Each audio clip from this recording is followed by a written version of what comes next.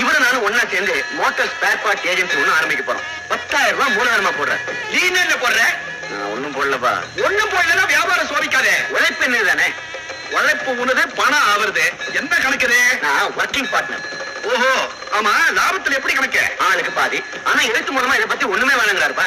நான் தான் ஒரு சாட்சியா அது இருக்கட்டுமே உன்னை கூப்பிட்டேன். வடிவேலு கொஞ்சம் சும்மா இரு. இங்க பாருப்பா, எங்களுக்கு சாட்சியெல்லாம் வேண்டாம். நீ போய் உன் வியாபாரத்தை கவனிப்போ. என்னடா கற்பூரம் விக்கிறவன் சொல்றானேன்னு தப்பா நினைக்காதீங்க. உங்களுக்கு உலக அனுபவமே இல்ல.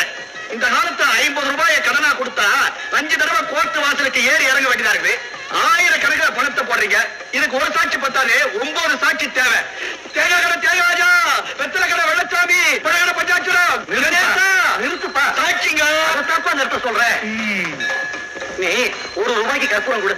இந்த இங்க பாரு. கற்பூரே கற்பூர கற்பூரே கற்பூரே